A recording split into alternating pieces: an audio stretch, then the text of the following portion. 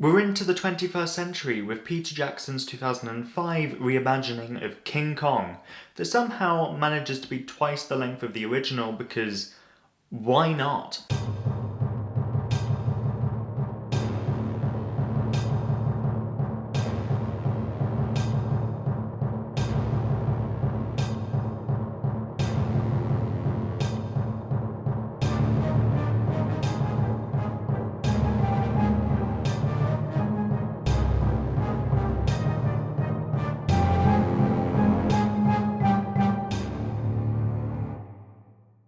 I will say this is the rare 3 hour and 20-minute movie that does not feel like it is 3 hours and 20 minutes. I paused it briefly at one point and was surprised to find that I was at the 1 hour mark already. It continually moves at a brisk pace and sweeps you along for the ride. Peter Jackson just in general knows how to make a movie engaging, and he once again proves that here. Of course, the biggest added benefit of the double runtime is that we get a better chance to connect with Anne, as well as feeling her connection with Kong far better. I will say that this is probably in part due to the fact that there are two women on the writing team as well as Jackson.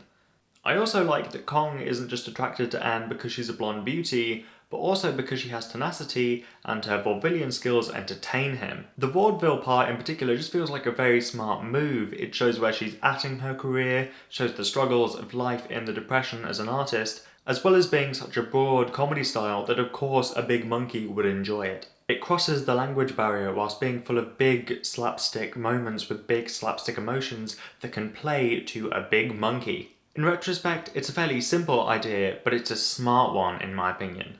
I think we underappreciate Jack Black as a society. Whilst yes, he is the great funny man you'd want him to be, he's also just great at dramatic roles too. His descent from general greed to borderline insanity is really well done. I think in general he was just a very good choice for the role, and I wish that outside of this film we saw him in a wider range of roles. I described this film as a ride earlier, and yeah, it's a ride. Every moment needs to be a set piece, especially in the second act. Honestly, it's just kind of a little tiring at points and feels a bit unnecessary. Whilst yes, you are able to do so much more now than you were able to do in 1933 and 1976, should you?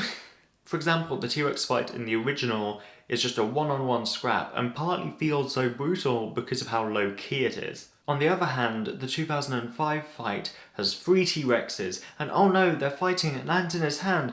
Oh no, they're fighting over a cliff now, I hope they don't fall. Oh, they've fallen, and now they're fighting in the vines. It's all just so much, and I don't think it needed to be. And that is so much of this movie. Everything needs to be at a 10, and I really don't think it needs to be. I think we could have, and probably should have, had a bit more breathing room, where it's just some characters walking about without them being attacked by a giant bug or something. I will say I like that the T-Rex fight ends the same way that the original does, with Kong wrenching apart the jaws of the T-Rex and then testing them to see if it's still alive.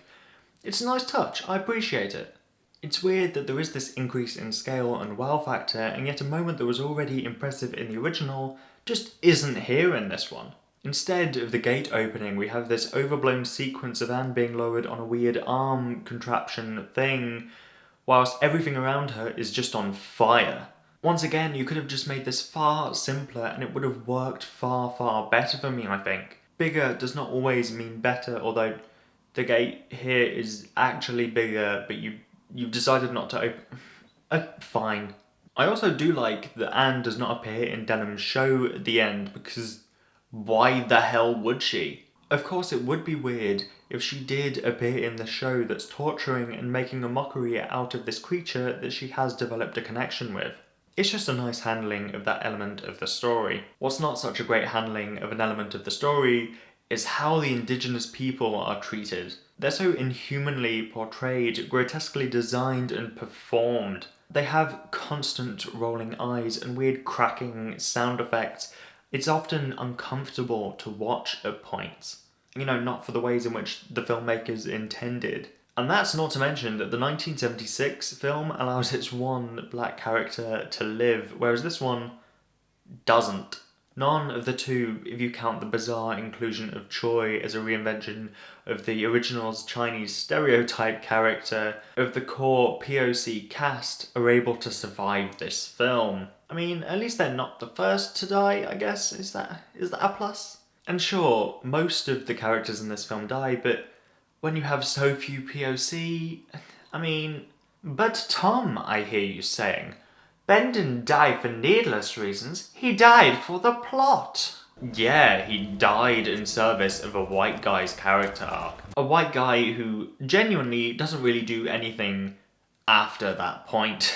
It just feels like a very mishandled element to me. Although I am a very white guy who has no business talking about this, I will defer to smarter, more experienced people on this one than me. Kong himself is very well executed. Obviously, a good bulk of the work of this film went into bringing him to life convincingly. Eyes are difficult to do well, but here they convey so much emotion and depth, and it's just a really well done element. Every artist behind this incarnation of Kong needs a pat on the back. It's everything that you want to see from a modern day Kong. I am at a lot of words here, and I haven't even mentioned the bizarre choices in this film, like the rampant use of non-high frame rate slow motion. S.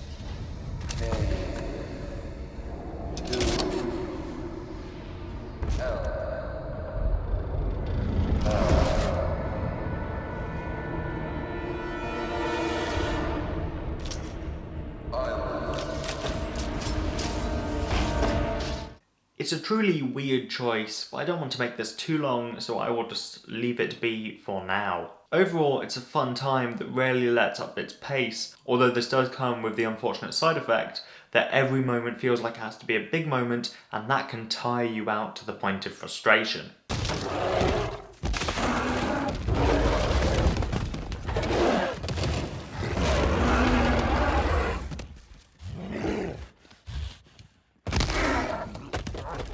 Next, I'm finally finishing the Gamera series with the more child-skewed Gamera the Brave. It's taken a long-ass time to get here, Jesus.